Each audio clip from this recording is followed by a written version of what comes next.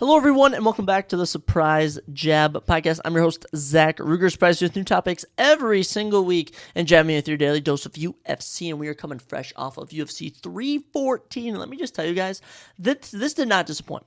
This did not disappoint in the slightest. In UFC 311, it was hard to follow up, but UFC 314, I can confidently say, is the current best pay-per-view of the year. Current best event, even. I would go as far to say it was fantastic. 10-3 on predictions. Can't get much better than that.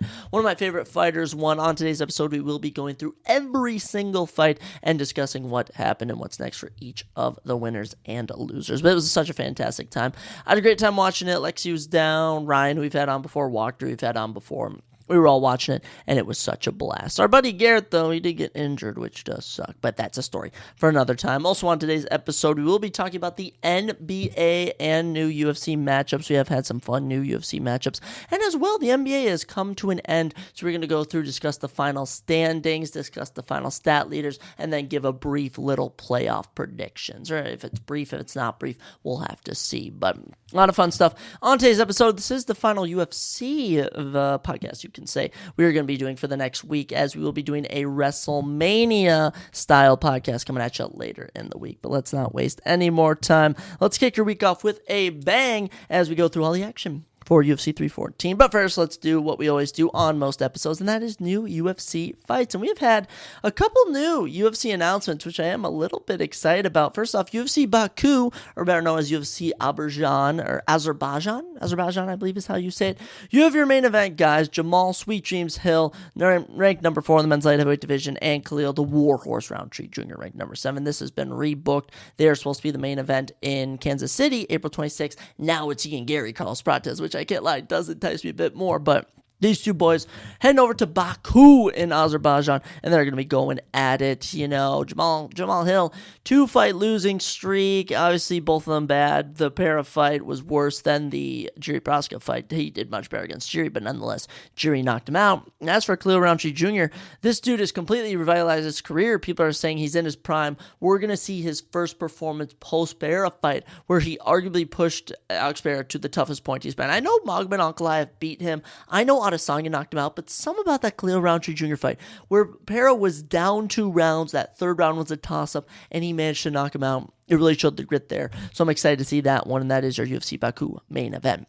The other one for you on that same card, which is going down June 21st, Daria Zelenikova back in action in the women's bantamweight division as she takes on Melissa Mullins. And Melissa Mullins is ranked number 15, oddly enough. Good for her. She's 7-1 in the UFC and holds a win over get this, Daria Zelenikova. Now she's taking on actually it's Zalesnikova, I think it is, but Daria, 1-1 in the UFC, has a win over Montezert Rendon. She's 9-2. Melissa is 7-1. Should be a decent fight. I wonder if Daria, I think she's from Russia, which is close to Azerbaijan, but that has to be why she's fighting on the card. But next 3 ones I'm excited for. First off, on that UFC Baku card, insane matchup here. The number 10 ranked flyweight in the world, Tagir Ulanbekov, 16-2 professionally, 5-1 in the UFC, most recently fended off the undefeated Clayton Carpenter earlier this year in January, will be welcoming to the UFC Kyoji Horiguchi. Oh my goodness. And now I do kind of have a sentiment when it comes to Bellator PFL 1 Championship guys coming over to the UFC. We're going to talk about that later on the episode. But Kyoji Horiguchi, Bellator MMA champion, Rizin FF, which I don't know what FF stands for. Rizin, massive promotion, Japan, I believe. Featherweight champion there. Or actually, I think it was bantamweight and flyweight. He's also won a championship in Shoto, Japan. He's phenomenal. Holds wins over Kaya Sakura, Sergio Pettis. We recognize those names. All right, massive, massive opportunity. He's 7-1 in the UFC. This guy used to fight in the UFC, and now he's 34-5 with 1 draw, and he's finally returning to the UFC at 34 years of age. And it's October birthday. Gotta love him for that. Taking on Tagir Ulanbekov. Tagir, not too much different. He's like 33 years old. Fights out of the same camp as, a.k.a. Daniel Cormier, Khabib, Islam Makhachev. He's with the Dagestani boys. He's from Russia. This is a fantastic fight. This is such a good fight, and I don't know, Kyoji Horiguchi does kind of strike me as someone who can come into the UFC and dominate, but Tagir Ulanbekov is on an incredible run right now. This is going to be a fantastic fight, and it could be the co-main event for UFC Baku, but it's definitely going to be on the main card. I can guarantee that. Another matchup for you. This one for UFC Nashville going down July 12th. The UFC is heading back to Nashville, Tennessee officially July 12th. Austin Lane, back in another opportunity as he takes on Vitor Petrino. And Vitor Petrino and Austin Lane, both in oddly similar scenarios. Vitor Petrino comes in, beats Tyson Pedro, beats Marcin Petrino, beats Modestas Bukauskas, then runs into Anthony Smith, who humbles him.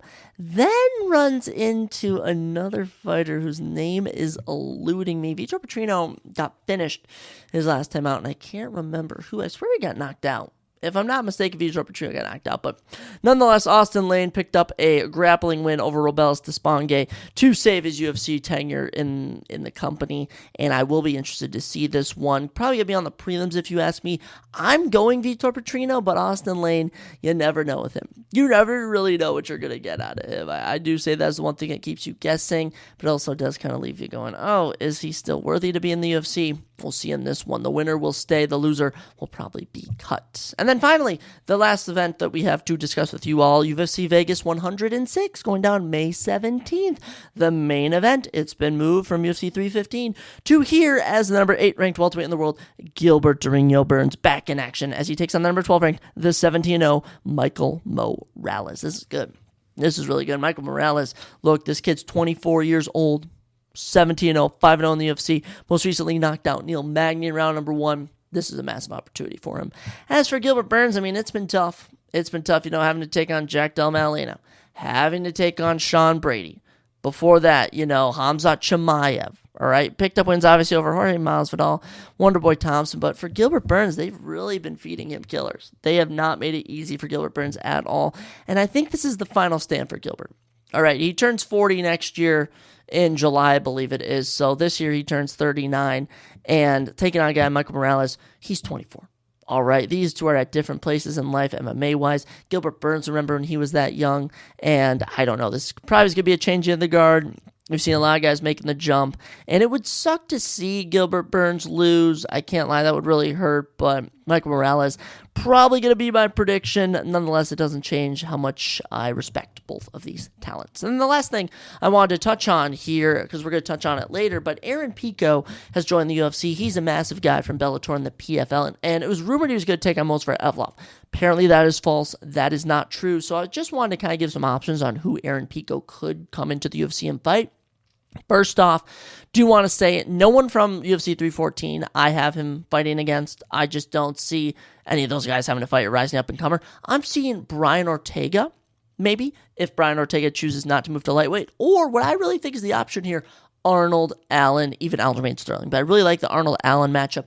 I don't know if Aaron Pico is a grappler or a striker. I saw a couple highlights of his, but I was just wanted to throw that out there in terms of new UFC news. Aaron Pico is officially signed to the UFC, and if he does come in, I think him versus Arnold Allen would make a mighty good contest. But that's all we got for new UFC events announcements. We're going to let this sit for the next week. Not going to talk about it, and hopefully when we come back next week, which is going to be, I believe, like the 21st, we're going to have lots of UFC events to talk about. But another thing I did want to talk about is the NBA season has came to an end, and lo and behold, Timberwolves narrowly avoid having to play in the play-in. Thankfully, the Warriors lost and the T-Wolves snuck in, so I'm very blessed for that. But NBA season has concluded, and we do know the final standings. Do want to just go through that real quick, and then we are going to make a little bracket here and just discuss who we think is going to win the NBA Finals. So first off, the East, Cavaliers 64-18. They hold on. They had an impressive 34-7 home record this year. Good stuff from them. I'll tell you, boys, every time I do a sim on NBA 2K25 trying to just see what will happen in the playoffs, Cavs never make it past round 1. I don't know if the 2K sim doesn't like them for some reason, but that is irrelevant. I just found it hilarious. Cavaliers, they're the best team in the East this year. Congratulations to them. In number 2, the reigning defending undisputed champs, the Boston Celtics. 61-21, end the year on a 2-game winning streak, and back-to-back 60-win seasons. Impressive. They're going to be tough to beat in the playoffs, let me tell you that. Coming in at number 3, the Knicks, 51-31. Good year from them. The Cat trade benefited them more, unfortunately, for the Timberwolves. Pacers at 4. Tyrese Halliburton leads a stellar crew as they got 50 wins and 32 losses. So, 50-win year, not too bad. 20-20 on the road. does tell me something very interesting. The Bucks, 48-34, end on an 8-game winning streak. Massive for them. Giannis Antetokounmpo and Damian Lillard leading the fray. This Bucks team will be very interesting. I feel like they're going to be a tough team to play in the playoffs. And at number 6, the final team locked in for the playoffs. The Pistons, 44-38. They did end on a 2-game losing streak, but don't look past that. Kane Cunningham has led this young gun-slinging team to the playoffs, and especially how bad they were the last few years, this is such a turnaround for the Pistons. Now, let's get into the 4 play-in teams. First off, Magic and Hawks. One of those 2 teams is going to be in the number 7 seed. Now, technically the Magic finished at the 7, but with this whole new play-in, you're giving a team like the Heat, who finished 37-45, a chance to make it in over the 41-41 Magic. That is certainly something very interesting. Now, this Magic team, they got a lot of young guns, got a lot of stars, but no one of really that higher level. No one that's really bringing in, like, they don't have a Cade Cunningham. They don't have a Tyrese Haliburton. They don't have a Giannis, a Jalen Brunson, a Jason Tatum, a Donovan Mitchell. They kind of just have a bunch of guys that just all kind of gel together. Taking on someone in the Hawks. The Hawks, they got Dyson Daniels. They've got Okongwu. Trae Young is obviously a known name. And when it comes to that matchup, I'm going to go with the Magic. I think the Hawks always seem to be given an opportunity to make it, but I got the Hawks going in at the 7. Going to be honest, I don't think it matters. Celtics and Cavs are going to make it through to the next round. So if we want to just get our bracket over with right now, whether it's the Magic or the Hawks, the Celtics are getting past them. Now, as for who the Cavaliers could play, I mean, it could be the Bulls, could be the Heat. Winner of that will be taking on the loser of Magic and Hawks. I think if anyone, it's going to be the Heat making a run. Something just strikes me at that, but hey, if it's the Bulls, I won't be mad. If it's the Hawks, I won't be mad. Whoever wins that, though, Cavaliers are probably going to take them to school. If I had to actually make predictions, I'm going to switch what I was going to say. I'm going to go Bulls over Heat. I kind of forgot the Heat don't have Jimmy Butler anymore. He's on the Warriors. And when it comes to the Bulls and Hawks, I'm going to stick loyalty to the Bulls. So I'm actually going to send the Bulls to the playoffs to take on the Cavaliers. And hey, if the Bulls are going to upset, that would be fun. Now, as for the losers of the Eastern Conference, Raptors, 30-52, rough year. Nets, 26-56. I think they have potential next year, especially with the draft to do good, but especially for this year, bad fall off. 76ers, 24-58. I mean, just the fact that they were never able to win anything when they had James Harden, Joel Embiid, Paul George. I mean, it is just utterly insane, and now I don't see where the future is going to go for the 76ers. Hornets at 14, 19-36, 7-game losing streak. Another year not getting into the 20-win category. And look, LaMelo Ball is A+. He is one of the best players in the league. They just don't have a full-built team here. So working with the draft, working with the offseason, Hornets really need to restructure their team. And I think they can elevate to play-in, but I don't know if they can elevate to a top 6. Dare I even give them 7-8 next year. And last but not least, the 15-seed Wizards, 18-64.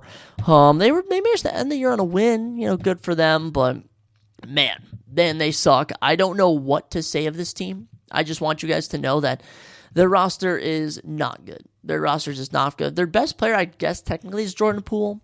But, I mean, overall, there's just no gel. There's no rhythm. And the Wizards, I don't see next year getting better for them. So, it sucks for them.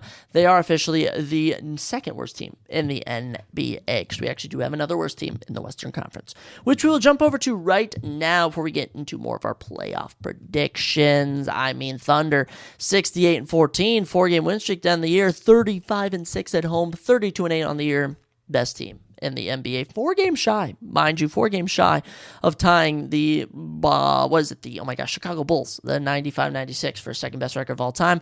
5 games shy of tying the 2016, was it 2015-16? I think it's 2016 to 2017. No, it was 2015 and 2016 Warriors that went 73-9. So this Thunder team, super good, super stellar. As I look at the number 10-9 and loser of 7-8, no one is going to lose to this Thunder team in round 1. That is, Thunder are winning a round 1 matchup guaranteed. Sweep, I don't know about past that, but Thunder, excellent year from them. Shai Gilgeous-Alexander will win MVP, but we all know who the real MVP is: Winks Joker. At number 2 seed, Rockets. 52-30. What? I mean, what a turnaround year for the Rockets. I am calling them the Washington Commanders of the NBA if we compare them to an NFL team. I think they had a really good year. Now, I don't know how the playoffs are going to go. I'm not actually going to give my prediction real quick because it does depend who wins that Warriors-Grizzlies matchup. as the Warriors finished at the 7 and Grizzlies at the 8. But Rockets this year, 50-win team, fantastic. Lakers at the 3, 50 and 32. I have zero respect for this Lakers team. They got Luka Doncic. That was unfair. Yeah, we're playing them in the playoffs. The Timberwolves are. Nuggets at the 4 and Clippers at the 5, both with a 50 and 32 record. Clippers end on an 8-game winning streak. Nuggets end on a 3-game winning streak since firing their coach, interestingly enough. They will meet up in round 1. T-Wolves at the 6. I mean, honestly, it wasn't really going to be... I would have rather played the Rockets in round 1, but at the same time, I would never want to risk a play-in game losing. I mean, you have to think Grizzlies or Warriors are at the 7.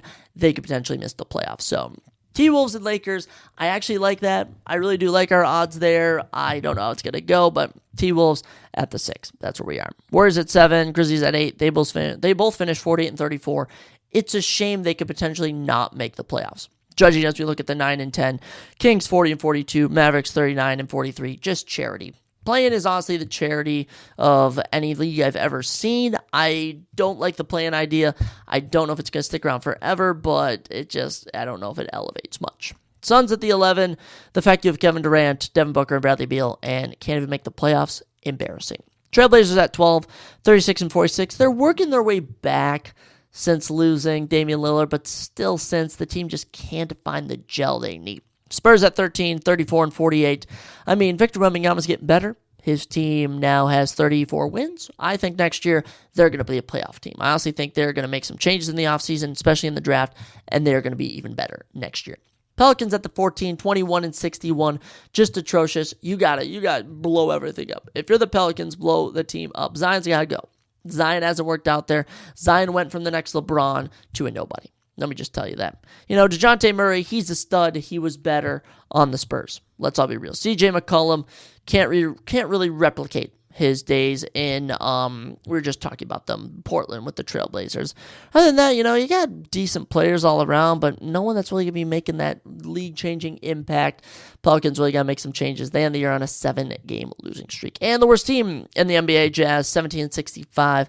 Don't know who's going to win the Cooper Flag Olympics, but honestly, if there's any team that deserves to get a Cooper Flag, it's the Jazz. They're bad. They're bad. I don't even know who their technical best players. You got Colin Sexton, Lauri Markkanen, Walker Kessler, Jordan Clarkson, Kyle Filipowski, one of the rookies this year. Isaiah Collier's kind of a dog. Bryce Sensabaugh, John Collins, Johnny Juzang. You got a lot of heavy hitters. They just don't gel. They don't gel, and they don't have a star power to compete. So, Jazz, 17 wins, 65 losses, worst team this season. Now, with that, let's get into our playoff predictions. Actually, before we do that, I'm going to hold that thought. Let me talk about the final stat leaders for the season. I always find this interesting. So, points per game, Shea finishes 32.7. In the second, Giannis Antetokounmpo 30.4, and just missing that 30-point range, Joker 29.8. Ant at 27.4, Tatum at 26.8 rounds off the top 5. Very impressive stuff. Rebounds per game, Domantas Sabonis 13.9. Almost got into that 14 range. Joker, 12.8. I mean, come on. Number 3 in points per game. Number 2 in rebounds per game for the whole year. Cat also got 12.8. Ivica Zubac at 12.6. And Walker Kessler, 12.2. A lot of big men getting them boards. Assists per game. Trae Young, 11.6. Number 2 assists per game. Nikola Jokic, 10.3. I mean, come on. Come on, boy. Averaged a triple-double. Triple-double, not winning MVP. Tyrese Haliburton at 9.2, Kate Cunningham 9.1, James Harden 8.7. Field goal percentage goes to Jarrett Allen, just barely beating out Jalen Duren with a 70.7 field goal percentage. It's all big men. It's all big man. Rudy Gobert 67.4, Vika Zubac 62.7, same percentage for Jakob Poeltl. 3-pointers made on the year. Anthony Edwards gets 313. Malik Beasley in the 2 with 312. That's right. Ant is the regular season 3-point shooting king. Weird. How about that? Curry gets in with 304, and then you also get Derek White, Peyton Pritchard, and Tyler Hero rounding it out, but it was pretty much Ant, Beasley, and Curry just about 8 3-pointers behind them. 3-point percentage, Seth Curry, 45.6. How about that? Look at the Currys. They know how to shoot. Zach LaVine on the Kings, 44.3, interestingly enough. And Ty Jerome, Virginia legend, at number 4 with a 43.9%. Then finally, what I want, actually we'll do 2 more. We'll do blocks and steals. So for blocks, I did just want to point out Walker Kessler, 2.4 on the worst team in the NBA. One of the worst teams of all time, I might add. 2.4 blocks. Amazing. Miles Turner, 2.0 as well. Good stuff from them. And then steals per game. Dyson Daniels on the Hawks, 3 steals per game. Crazy thing to average. The number 2 steals leader on the whole year, Nikola Jokic, 1.8. I just want to throw that out there. The fact that Joker is top 3. I just want to add that top 3 in points per game, rebounds per game, assists per game, and blocks per game, and is not winning MVP. It's ridiculous. It's utterly ridiculous. They're just giving Shea handouts, in my opinion. Now, on to our little playoff predictions right here. Okay, let's start with the East, because we already did the Cavs and Celtics. Moving on. Knicks and Pistons. I like the Pistons. They're a fun team. I'm not betting against this Knicks team. Jalen Brunson is coming for blood. Cat is such a great addition. This Knicks team is advancing to the conference semifinals. Pacers Bucks. This is going to be interesting. I think you see that Giannis playoff experience. I'm going with the Bucks over the Pacers. No hate on Tyrese Haliburton. I think Giannis and Dame are going to come alive. They're going to do better than last year, and you're going to see the Bucks advance to the conference semifinals in the East. Now, for the West, Nuggets Clippers, such a good series there, and they don't have Malone anymore, which I think is going to hurt, and the Clippers have momentum. This Clippers team just strikes me as a team to lose in the first round. So I am going to go with the Nuggets advancing to the semifinals, but this Nuggets team is really going to need to do something because compared it to the last 2 years, it's kind of gotten a bit messy. Now, mind you, the team hasn't changed that much, but we'll have to see what happens. Joker's coming for blood, and when we get that Joker-Shy matchup, it's going to be legendary. Before we talk about Lakers, T-Wolves, Rockets, and either the winner of the Warriors or Grizzlies. I just really want to pick the Warriors or Grizzlies, but something tells me that the Rockets are actually sneaky good, and I'm just sleeping on them. I mean, I don't really know too much about this team. I know Sengun is good. I know they got that Jalen Green guy I'm pretty sure is good, but other than that, Dylan Brooks, I think, is on that team. I don't know much about this Rockets team. If they were good in the regular season, but there's always that one upset. Always that one upset, and I'm actually going to go with the Warriors to advance, beating out the Grizzlies, then beating out the Rockets in a 6-game series. Warriors advance to the conference semifinals, and we don't even know that yet. All right, we're going to be talking about the play-in and stuff, but I don't even know if they're going to make it. I got them advancing. So if it's the Grizzlies win it, then I got to go Grizzlies over Rockets, which I also kind of like. I really do. Lakers and T-Wolves, and I'm biased, in picking the T-Wolves to win this, but I'm going to be honest, guys. I think we can do it. I honestly think the Timberwolves can beat this Lakers team. The Lakers, I do think, have ego clashing. I think LeBron and Luka are two biggest superstars to be on the same team. Anthony Davis and LeBron, it worked. Kyrie Irving and Luka Doncic, it worked. But Luka and LeBron is just too big of a connection. I just don't think it's going to work. I think this Timberwolves team is experienced from last year. I think we're going to get done. I think you're going to see the best playoff ant you have ever seen in your life. So give me the Timberwolves advancing to the Western Conference semifinals. I think they can do it. I truly believe they can do it, boys. I really do. And, I really would have liked the Rockets matchup. I'd even favor them over the Nuggets or Clippers, but I think Lakers are a tough matchup, but I got T-Wolves in 7. T-Wolves in 7, advance to the semifinals. Give it to me all day. With that, the semifinals. First off, Cavaliers and Bucks. I really like this for an upset.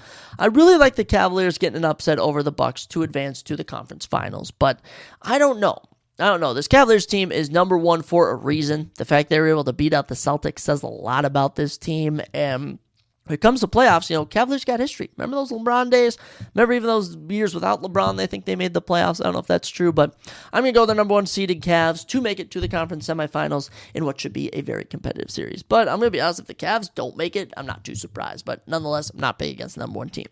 Knicks and Celtics, this is one of my favorite series. As I look at all the potential series we're probably going to get throughout all the playoffs, this one is my favorite. I love this so much. It's so tricky to pick. It really is tricky to pick, but if the Celtics can get past this Knicks team, they will probably advance to the finals. They probably will, and some about them, they had a really good regular season. Celtics got to 60 wins. Knicks, I just think, are going to fall into that Buffalo Bills category where they just can't get past that one team, and the one team in this case is going to be the Celtics, who, yes, I am comparing to the Chiefs. Give me the Celtics to advance to the conference finals. Now, this is where we're getting crazy. Thunder and Nuggets. This is painful to me. This is painful because this is a really close series. I mean, this is going to be one of the best series you could get in the West. And if I just had to choose, something's telling me the Nuggets could maybe do it, but I'm going to go with the Thunder here to advance. And why the Thunder, you may ask? I think Joker is going to run into this scenario where the Thunder are just getting outrageous calls, and no matter what he does, no matter how many triple doubles he gets, Thunder are going to advance. And I'm going to give the Thunder the benefit of the doubt with a 68-14 record. Guys, this is one of the best teams in the NBA history. All right, this team should be in 2K from now on as a historic team. I'm sending them to the conference finals. T-Wolves, be it the Warriors. T-Wolves, be it the Grizzlies. Timberwolves are advancing to the conference finals. I kid you not, I'm not even trying to be biased. I truly believe the Timberwolves can return to the conference finals and give out a legendary performance. Give it to me. Now, with that, we do get into our conference finals. Cavs and Celtics, Thunder and Timberwolves are my final 4 teams. And when it comes to Cavs and Celtics, like I said, Celtics are just too appetizing to not pick up. I think they are the Kansas City Chiefs. I think they're going to advance again. That's just what I think is going down. As for Thunder and Timberwolves, I think Ant's going to have a breakout performance. I think when Jordan led the Bulls, Jordan brought the Bulls to the playoffs for a few times, okay? But then 1990 and 91 hit, and that first chipper hit. That's what's happening with the Minnesota Timberwolves. Give it in 7. The Timberwolves beat the Thunder, and the place is going to go crazy. Absolutely. With that, Timberwolves and Celtics, a 2-6 seed in the conference finals. I absolutely love it. Not the conference finals, the NBA finals, for goodness sakes. T-Wolves, Celtics. Look, all right, guys, we all remember that the Celtics are the Chiefs, okay? The Chiefs also didn't start their dynasty until they had officially lost their second Super Bowl. That is right, as we all know. The Chiefs lost to the Buccaneers. And just like the Buccaneers had Tom Brady, the Timberwolves have Anthony freaking Edwards, okay? And Ant Edwards is going to go in and beat the Celtics in a 5-game series in shocking format. Give me the Timberwolves over the Celtics all freaking day. I'm pumped. I think this is going to be fantastic. I got the Timberwolves winning the NBA championship. Call me biased. Call it what you will. But I am not going against my Minnesota Timberwolves. It's due. It's due. This team is so good. I'm so happy for them. And they should have finished with the 4th seed, in my opinion. I don't know what happened. But Timberwolves beating the Celtics in the NBA Finals. How did we get here? I don't know. But nonetheless, it's freaking awesome. So, guys, that's your rundown on the NBA. We'll probably check back in once the play-ins are done and once the first few games have happened, but it's probably going to be a week-by-week check-in. I think maybe next episode I talk about the NHL as they wrap up their season, but as for the NBA, Shea's MVP, no idea who wins any other awards, and the Timberwolves are going to win the NBA Finals. Will they? I don't know, but nonetheless, I think they are. I'll tell you what else I think I are, if we can use grammar incorrectly there. I think that UFC 314 was fantastic. Ladies and gentlemen, it did not disappoint. We also did fantastic predictions. We started the card 6-0. At one point, we were 9-1. We end 10-3. Let's talk about all the fights because it was action-packed from the get-go. Now, most times when we kick off these UFC cards, we get a boring women's fight. But the ladies were showing up today with the intent to kill as Nora Canole starts off the card with a round 2 rear naked choke of Haley Cohen. This is only Nora Canole's second career submission, and it was fantastic to see. Truly, I felt really good for her. Massive win for her. She was ranked 13, and when you're getting a finish in the women's bantamweight division, you gotta get a little boost, in my opinion, all right? But round 1 didn't start too good for her. Didn't start too good. Haley Cohen landed 1 takedown and had 4 minutes and 24 seconds control time. And I was kind of like, geez, here we go, another boring fight. And then round 2, she shoots for a takedown. Nora reverses it, takes her back, and submits her. It was fantastic to see. I mean, honestly, super happy for Nora Canole. She's now 3-1 in the UFC and gets her second career finish. And make that 8 finishes and 9 wins. Love to see that. Love to see that for Nora Canole. For Haley Cohen, I mean, tough going. 7-4 now. 2-fight losing streak in the UFC. Actually 0-2 in the UFC. I don't know if I'd bring her back. I don't know if I'd bring her back, in all honesty. But Nora Canole, I'm bringing her back. And look, ranked number 13, getting a finish. Give her a top 10 opponent. Give her Mayra Bueno Silva. Give her Irene Aldana. Give her Yana Santos, for goodness sakes. You know, the women's bantamweight division is so easy to break into. If I'm Nora Canole, I'm getting a big opportunity after this one, but happy to see it. For Haley Cohen, there's always going to be losers of women's bantamweight matchups coming up. We discussed Chelsea Chandler and Jocelyn Edwards. Loser of that could be an option for Haley Cohen, but honestly, this was just a run-of-the-mill fight. Glad it ended with a finish in round number 2, and I was happy that it was from the chick I picked. So Nora Cannoli, great win for you. I want you to get a top 10 opponent, maybe even the number 10 opponent in the women's bantamweight division, I should better say, in your next fight. So good for 35 years old from France. Maybe we can get her on that French card, presumably taking place in September. After that, things really got going, boys. Things really got going. And girls, if we got girls listeners, as Marco Tulio, I was never in doubt that Marco Tulio was going to beat Tresean Gore, but how it happened, insane. Final stats from this: 2 knockdowns, 127 significant strikes to 17, 140 total strikes to 17, domination from Marco Tulio. In round number 1, a knockdown, 77 significant strikes to 13. It was like Marco Tulio had aim assist on, if we're talking video games. It's like he was cheating. His fist would not stop colliding with Tresean Gore's face. It was brutal. It was brilliant. The kicks, the body shots, it was a phenomenal. Round 2, 50 significant strikes to 4. It wasn't even close. Marco Tulio. Who is this guy? 10-fight win streak now. Make it 10 knockouts, and 11 of his 14 wins are by finish. He's 2-0 in the UFC. Both of them knockouts. Phenomenal. Dude is off to a hot start in the men's middleweight division. 2 fights in 2025. Both of them fantastic knockouts. Marco Tulio, massive fan now. Massive fan of Marco Tulio. It's not that I wasn't taking him serious, but I was kind of like, Tulio, Tresean Gore, I'm obviously going to pick Tulio, not doubting him, but nonetheless, the fashion he did it in, phenomenal. And people are saying the stoppage was a bit early. Look, it's not early. Yes, Tresean was getting clipped and he started to grab onto his legs to stand up, but he had over 110 more significant strikes than him. He had already dropped him a time before. This was not a bad stoppage. There's one earlier, which people were a bit questionable about. Some people were questioning the stoppages on tonight's card, but this was not a bad stoppage. Not in the slightest. And Marco Tulio, great win here. Love to see it. Now, what's next for him? I'm actually going to tell you when we get to our next middleweight matchup we have. That's what I want next for Marco Tulio. And as for Tresean Gore, this is tough. Second time you've been knocked out in your career. It's not ideal. Not ideal in the slightest. He's 2-3 in the UFC now, so next fight's make or break. Depending if the next person I also talk about gets another UFC fight, I might matchmake them. But in terms of middleweight division, there's always going to be fighters that need a boost up in who they're fighting. Tresean Gore, you will probably get an opponent of lesser class or even higher class. I don't know, in terms of prospects. Good win for Marco Tulio. He's in for a big year. Now, next up, flyweight division. And this is the perfect example of a fight where, some people get mad when grapplers beat strikers. This is where a striker beats a grappler, as Sumadarji beats Mitch Raposo by split decisions. And the one thing about this fight, by the way, pick Sumadarji, happy for him. Great win for the Tibetian Eagle. He's now 17-7, snaps a 3-fight losing streak. He had struck him 45-9. Significantly, 78-13. Mitch Raposo went 6 of 19 on takedowns, so Sumadarji defended 13. Only 4 minutes and 18 seconds. Okay, minute in round 1, minute 15 in round 2, just under 2 minutes in round number 3. That's not going to do it. And by the way, the outstriking total, round 1, 11-5, round 2, 14-2, and round 3, 20-2. So Mitch Raposo was pulling off a Torrance Finney performance, and the judges weren't having it. So Troy Winspack had it 29-28. It was, who did he score for? He scored for Sumadarji.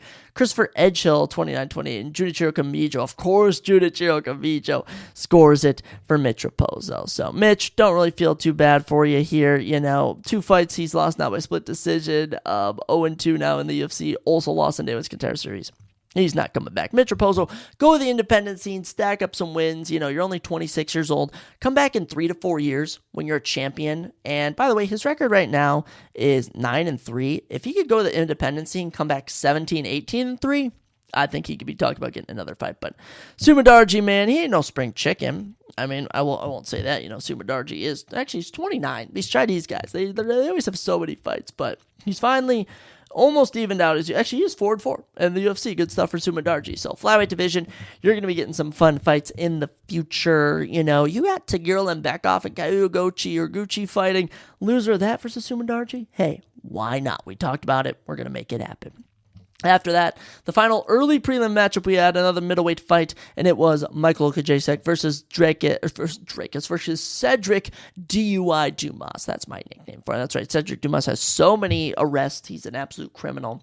And watching Michael win was so satisfied. So satisfied. Michael Okajacek, 15th career knockout. Beautiful. Beautiful, beautiful, beautiful. And now 16 of his 20 wins by finish. Love to see it. This snaps a 3-fight losing streak, and it's such a feel-good moment. Such a feel-good moment for Michael Okajacek, and he just had the edge. 34 significant strikes at 3. This fight lasted 2 minutes, 49 seconds. It was just clear Michael was so locked in. I've never seen Michael Okajacek in better than this in the UFC so far. This was truly the best Michael Okajacek we've ever seen. He was locked in on Dumas. Finally, he dropped him. The follow-up punches were so vicious. I mean, I'm not going to lie. Mark Goddard could have stepped in a bit earlier, but it was kind of satisfying to see that criminal get his face batched in. So Michael Okajacek, excellent win. Fantastic to see. As for Dumas, look, he's gone win, loss, 2 wins, 1 loss, 1 win, 1 loss. I think him versus Tresean Gore is the perfect fight to see who remains in the UFC. And as for what's next, look, Michael got a big win, big knockout right there. And I think a guy like Marco Tulio is perfect next for him. Okay, Tulio, he's not going to the rankings just yet. No. Slow your roll. But matchmaking both of these winners and losers of those fights, I think works out perfectly. That way you can truly see if Okajacek is back taking on an actual up-and-comer, not Cedric Dumas, who was coming off a pitiful performance last time out, but someone in Marco Tulio who just battered Tresean Gore. I love that. So Okajacek, such a feel-good win for you. And hey, another knockout added to the total. The early prelims were fantastic. Only doozy was Sumandarji and Richard Pozo. Other than that, great fights all around. With that, we got into, as we technically quoted, the regular prelims, which is, they're all the prelims, guys. That's, for any casuals, it's all the prelims. But they sometimes classify on the pay-per-view card early prelims, regular prelims. I think it has to do with TV or ESPN. I don't know. But we got Darren Elkins versus Julian Erosa. And I am so glad that Darren Elkins at plus 280 didn't tempt me, because Julian Erosa went out there and just flatlined him. I mean, this was a tough watch. This was a tough watch. And by the way, 31 wins in the career of Julian Erosa. He now has 26 finishes and just got his 12th career knockout. Fantastic. And make it 3 straight wins, 3 straight round 1 finishes. Julian Erosa is on a roll. As for Darren Elkins, I mean, you just saw a 40-year-old in there getting beat up, and the finishing sequence was just brutal. I mean, Elkins didn't even get knocked down. He fell.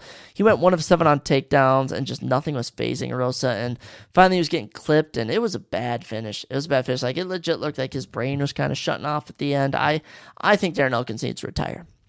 All right, they're not going to give you anyone easier than Julian Erosa to fight. And, I would have loved to see him end his career with that fight in the night win over Daniel Pineda, but he wanted to come back. He probably will come back. So for Elkins, I'm only saying retirement. His nickname's The Damage for a reason. He's taken a lot of damage. I don't want to see him back in the octagon anytime soon. Let's retire Darren and call it a career. As for Julian Erosa, I mean, I don't know what to do with Julian. I'm going to be honest. I mean, he's on a 3-fight win streak, finished all of them in round 1. There's just no one really in the ranked featherweight rankings he could fight. I mean, we could give him Calvin Kattar maybe. Bryce Mitchell could be an option. I think Yusuf Zalal could be another option. But there's always someone we're going to mention in just a tad later up in the card in John Woodson, who lost. You could even have him fight Dan Ige. There's a lot of options for Julian Erosa. And whether he fights an up-and-comer, whether he fights another unranked middleweight like a Pat Sabatini, like a Hakeem Dawodo, guys like that, or whether he fights someone in the rankings, I will not be surprised. But for where he's at in his career, this guy was getting knocked out by Alex Caceres, and now he's out there knocking out Darren Elkins. Feel good for him. Great stuff, Julian. Happy for you. Next up, Chase Hooper, Jim Miller. Kind of sad. I didn't pick Jim Miller. Glad I picked Chase Hooper. I mean, he was a heavy favorite for a reason, but nonetheless, I actually missed this fight. And by the looks of it, it was just grappling from Chase Hooper. I mean, 8 of 14 on takedowns, 10 minutes of control time. Oh my gosh, just whole lot of grappling. And 30-27, 29-28, 29-28. It looks like Jim might have won round 1. I'm going to assume, but rounds 2 and especially 3 went to Chase Hooper. 4 minutes of control time in both those rounds. And round 1, Jim was throwing up some submission attempts, but when it got to round 3, Chase had a nasty leg lock knocked in. I mean, it was bad, and it's just levels to this. Chase Hooper, 5-fight win streak, 5-0 at lightweight. It's tough to justify giving him someone like in the rankings, but Grant Dawson is ranked number 14. I think that's a phenomenal matchup. In my opinion, Grant Dawson is a perfect matchup for these two. Now, there's also the loser of Benoit Saint Denis and Joel Alvarez, but it's going to be tough to break Chase Hooper in. And Chase Hooper said something really weird on the bike afterwards. He was like, yeah, I was gooning too much this camp. My wrist hurt. And I think everyone was like, did I just hear Mike? Did he just say gooning? Chase Hooper, I mean, we forget, Chase Hooper is, how old is he? Where is he? Yeah, he's 25. This guy's 3 years older than me.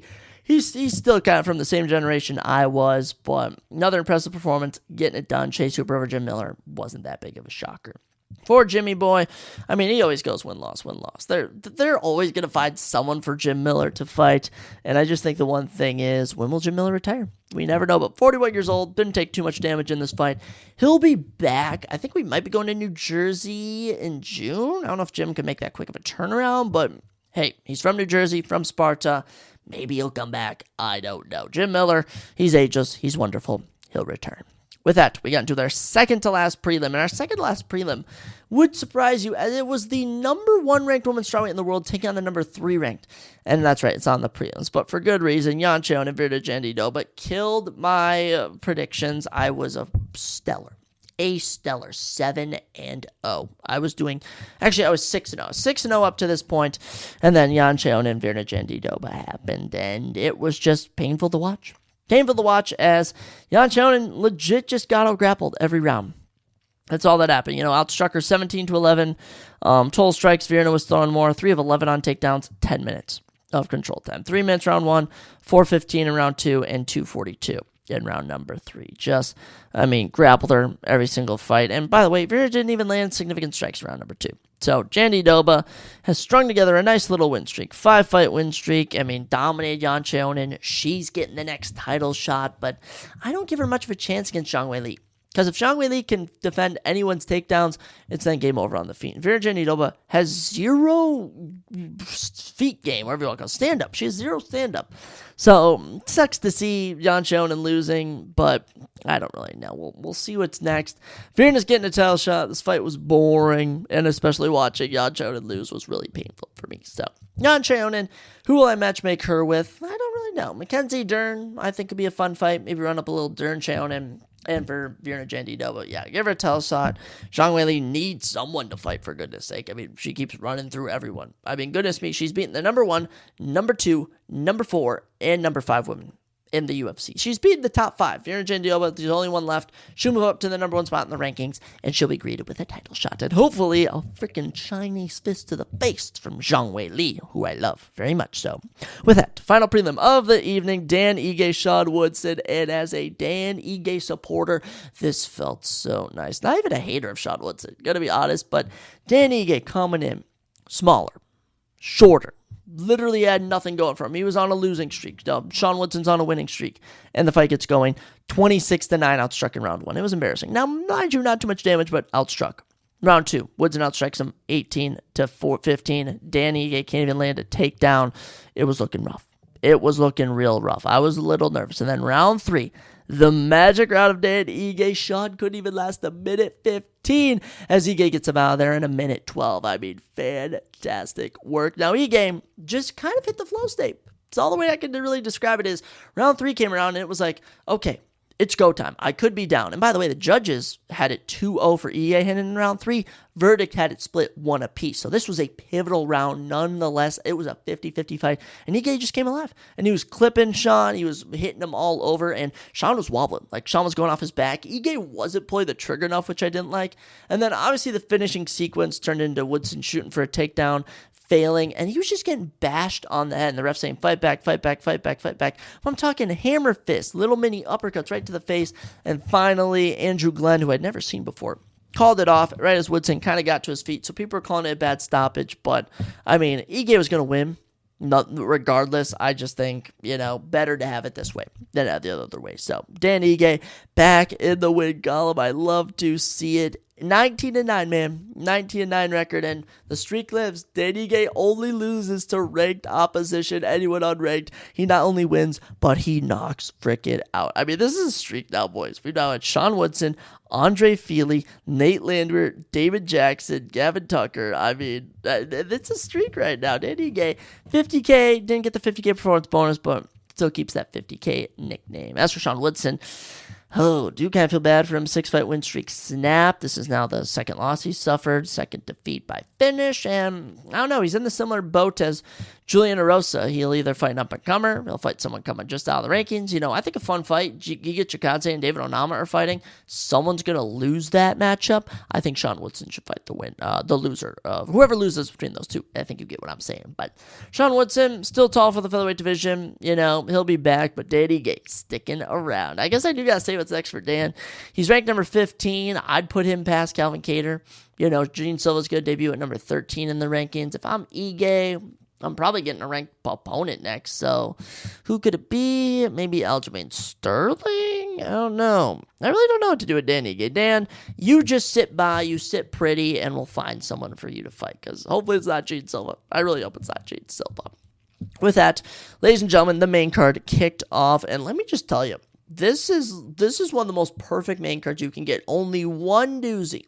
4 to 5 of these were fantastic, and we also recreated with the first fight the Conor McGregor Jose Aldo knockout as Dominic the Devastator Reyes. You can officially say it. He's back. Dominic Reyes is back, and he is now one fight away from a freaking title shot. Dominic Reyes gets his 10th career knockout as he gets Nikita Krylov out of there in under 3 minutes. Phenomenal work for the Devastator. Make it a 12-4 professional, 15-4 professional record now. 3 straight wins, 3 straight knockouts. This dude's back. He is so freaking back. And I'll just tell you from this one, Nikita Krylov, this is what happens when you take over 2 years off. This is legit what happens because he comes back.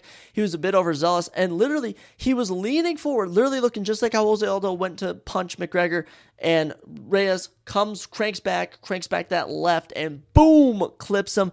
Down he goes. Took about 1, maybe 2 follow-up punches, but he was already out of there. Dominic Reyes getting the win, and oh my goodness, I was going ballistic. It was so freaking good. He's going to go from number 11 in the rankings to number 8. Fantastic to see. As for Nikita, what to do with him, I don't know. You got Azmat Mirzakhanov, you got Bogdan Guskov. If Zhang Mingyang beats Anthony Smith, he's fighting another up-and-comer. But for Dominic Reyes, who should he fight?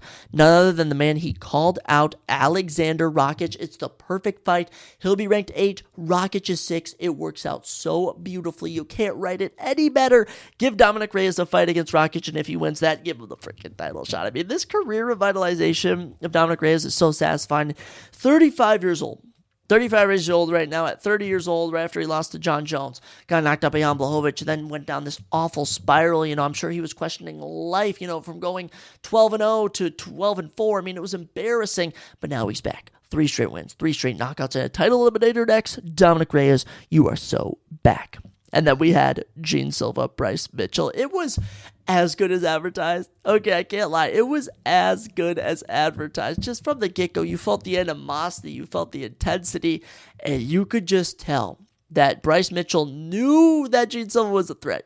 Bryce Mitchell had a great press conference.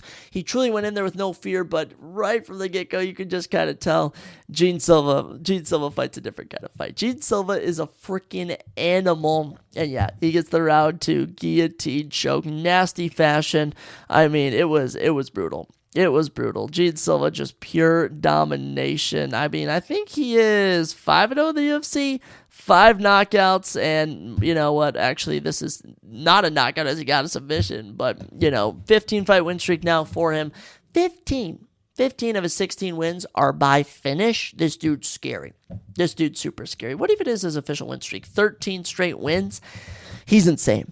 He's freaking insane. So round 1, I mean, Bryce Mitchell outlanding Gene Silva, was hitting the kicks, was hitting everything, was doing pretty good, landed a takedown, but Gene Silva kind of just seemed to be doing better. I don't know, there's something about it, he wasn't really affected by a thing, but Bryce Mitchell outstruck him and outgrappled him. Then round 2 came, and you could just tell Gene Silva had found his element. He's mocking him. Bryce goes 0 of 11 on takedowns, just couldn't get anything. Gene Silva was toying with him. He knocked him down, and finally he got a hold of his neck. By the way, threw up 3 different submission attempts. Third one, super nasty. Bryce went until he couldn't go anymore. Right as he's about to tap, he passes out.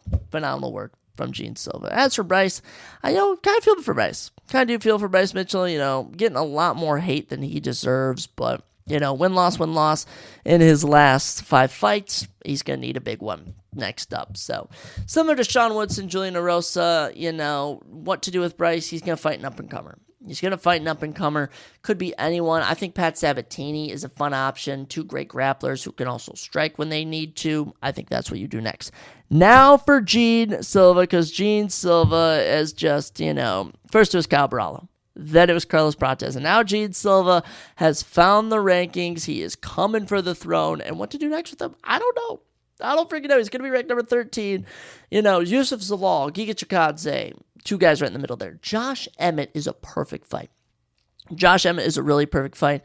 He was also calling out Diego Lopez. He was calling out Yair Rodriguez. I think you can do whatever you want with Gene Silva. The Josh Emmett fight kind of is like right there for the pickings. I think you've got to make that. But Gene Silva, love him or hate him, he's an entertaining fighter to watch. And I personally love him. I don't know. Something about him. It's just, I like him.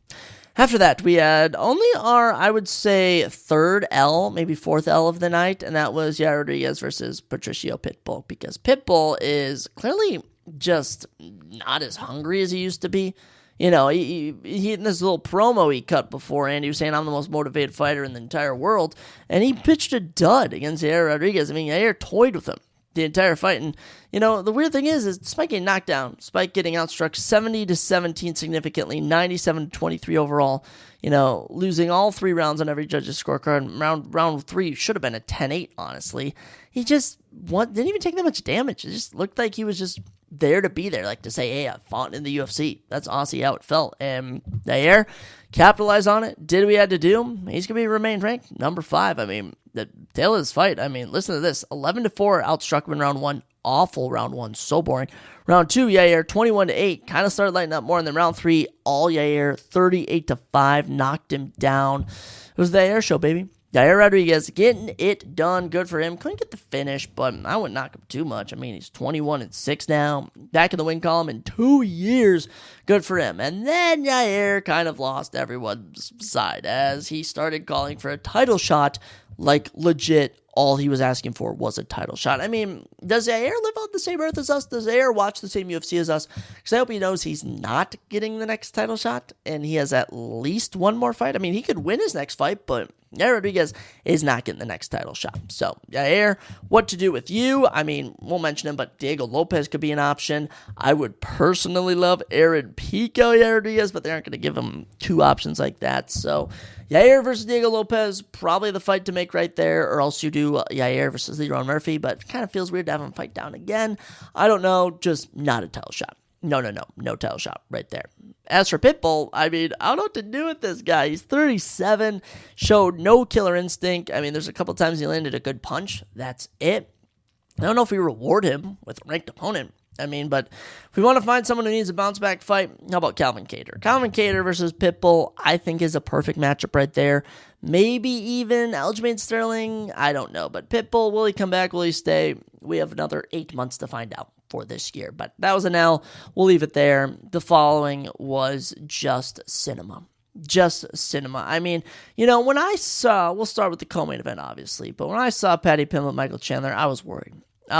Guys. I was like, Paddy, we've seen his chin. Has he ever been hit by someone like Chandler? The grappling, Chandler's an All-American grappler, and on the prediction show, I was flip-flopping. And then finally, I was kind of like, you know what? I have a Paddy Pimblett shirt. I've picked Paddy in all 6 of his UFC wins. I'm not stopping down.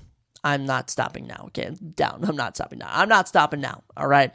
And I picked Paddy Pimblett, and I confidently rooted for him. And from the get-go, just domination. I mean, imagine getting 5 rounds and you don't even need the full 3, as Paddy Pimblett not just finishes Michael Chandler, but TKOs him in round number 3. I mean, he brutalized him. Paddy Pimblett is an absolute killer. Insane. This is his 6th career knockout. 17th career finish. Make it 9 overall wins. Make him 7-0 in the UFC. He's real deal. He's the real deal, and Paddy Pimblett is going to go from being ranked number 12 to being ranked number 7 in the world, and he's got a top 5 title eliminator matchup next. I mean, it was insane. Paddy utterly destroyed him. Totals from the fight: 80 significant strikes to 11. Michael Chandler only landed 11. Total strikes: 121 to 20. Mind-blowing. Chandler, 4 of 7 on takedowns, 2 minutes 44 seconds. Paddy, 1 of 2, 4 minutes 41 seconds. Just domination. And then round 3, Paddy landed the takedown, brutalized them. 30 significant strikes to 1. Chandler was beat after round number 1. Game over. Game over, if you ask me. Paddy, love him to death. Amazing work. And now, what's next? What's next? Well, you go out there and you beat Michael freaking Chandler better than Charles Oliveira beat him. Better than Dustin Poirier beat him. Better than Justin Gaethje beat him, for goodness sakes. I mean, Paddy made him look like a bum. And you can bring up, Michael Chandler's 38, Paddy Pimblett's 30. So what? It's still Michael freaking Chandler. So, actually, we'll do Chandler first. Chandler, he's probably going to get booted down. He'll be ranked 8, 9, 10. People are saying he should fight unranked opposition, but I think, Chandler's still a big name. Chandler will stay in the UFC despite being, 1-5 in his last 6. I'm seeing Renato Moicano is a great name. I'm seeing maybe the winner of Benoit Saint Denis and Joel Alvarez. I'm maybe even seeing Dan Hooker rematching him if Dan Hooker loses his next fight. So don't count out Michael Chandler. He's going to not fight a bum, but, waiting for McGregor kind of killed him. You could still do McGregor versus Chandler. I can't lie. And honestly, McGregor would be the favorite in that one. Now, as for Paddy, this is where it gets weird. He's going to be ranked number 7 minimum. Gotta be. You gotta rank him at number 7. And he can even get booted up to number 6 past Dan Hooker, but he's getting a top 5 guy. And he called out Arman Tsarukyan, Charles Oliveira, Justin Gaethje. Even threw in Poirier, but I think even he knows he's not fighting Poirier. So you got Arman, Charles, and Gaethje. There's a weird mix going on at lightweight. There's a really weird mix, so we have to try and match make here. So Poirier is retiring. Some are telling me it's going to be Max Holloway. Some are telling me it could be other people, but Max Holloway at 4, Dustin Poirier at 5. We're cutting them. Dan Hooker at 6. I think he's fighting maybe the oddball out of those two. I don't know. Whoever doesn't fight one another, but I'm not seeing Dan Hooker at 6. Justin Gaethje at 3, I think, is the front runner. Oliveira is amazing, but I'm just going to say but. There is word you may be getting Charles Oliveira versus Ilia Topuria for the vacant lightweight championship because Islam may move up to take on Jack Del Maddalena if he beats Bilal Muhammad. That may be happening. There's also Arman Tsarukyan. I really love that fight too for Paddy. I honestly like that a bit more than Justin Gaethje fight, but in terms of who deserved a title shot, I think Arman still deserves it, no matter nonetheless. So Justin Gaethje at number 3, he wants to fight for a title. He's only coming off of one solid win. We could give him it. As for Paddy, he continues to move up the rankings. There's your fight right there. Gaethje versus Paddy. That's obviously pay-per-view level quality. So making another co-main event of a pay-per-view, it's going to be phenomenal. I'm excited for it. And then after that, ladies and gentlemen, what some may say is the fight of the year. I'm still going to put it at 2. I still remember Umar Marab for how amazing it was, but Volkanovski Lopez, fight of the night. It was amazing. It was fantastic. It was worth all the time watching it. And Volkanovski is a 2-time featherweight champion. Good for him, honestly. Great for Volkanovski. Feel good moment for him. Someone had to lose, and the fashion that Diego Lopez lost him, I wasn't too mad about. Now, the one thing I do want to say about this is this was a weird fight to watch. Because when we look at the stats, 158 significant strikes to 63, Volk really outstruck him. But also, Volk went 1 of 11 on takedowns. So, I was watching it. I was biased, but legit watch it live. 48-47 Lopez was my scorecard, and yet, as I look back, I guess he was outstruck every single round, so I can't really give him a round, but in terms of how the fight went, Volkanovski was just landing more significant strikes, but the power was with Lopez. Lopez dropped him at round 2. It was amazing, but what you really saw a lot in this fight was Volk going backwards. I will say that was the one thing I remember most. I think I was watching my buddies, like, they're like, dude, Volk's landing more, but he keeps retreating. And hey, it paid off. Volkanovski won. I saw a lot of people saying this should have been a 50-45, 49-46 at minimum, but I think 48-47 worked out perfectly. Volkanovski wins. Volkanovski is your two-time champion, and you know what? Good for him. Good for him. He beats the 35-plus curse for anyone under the lightweight division not winning the belt past the age of 35, as he is 36.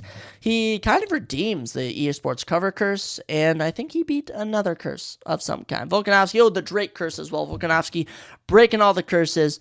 Gotta love him. Gotta love him, man. But what's next? I mean, you heard the man. You heard the man. He said it clear as day.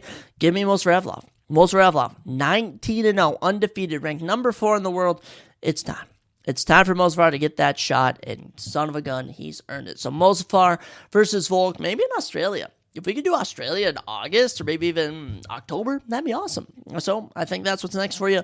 Mozarevlov title shot. Love to see it. Now, as for Diego Lopez, don't hang your head low, my boy, because Diego Lopez took it to Volkanovski better than Max Holloway ever did. I'll tell you freaking that. So Lopez going to be staying ranked at number 3. Might even get boosted up to 2, oddly enough, that Volkanovski is going to be moving up the champion spot. So Lopez will be ranked number 2, but I think him versus Jair, winner gets another title shot. I think everyone was talking about it. Everyone was saying that's what you should do next. And honestly, I agree. I think that's a perfect little thing to do right there because Jair wants a title shot. Seems like the UFC wants to give him one. And as for Lopez, that's a type of fight where you want to see an immediate rematch and the winner of Lopez-Jair taking on the winner of Mozafar and Volkanovski. Fantastic. So that's what you do there. But UFC 314 is now atop the best pay-per-view rankings. And in terms of main event, this was your best pay-per-view main event of the year. You could even argue this was the best main event of the year. UFC 314. They made the card good, and the card was good. This is something to learn from UFC when you're making future cards because, I don't want to say UFC 315 is bad looking, but in terms of UFC 315, which is your next pay-per-view, guys, it is just nowhere near the quality of this. Obviously, main event, Bilal Muhammad, Jack Del Maulana. Bilal has no hype. You could put Islam in front of him. I don't know how you could get hype from Bilal, so best for business decision is Jack Del Maulana winning.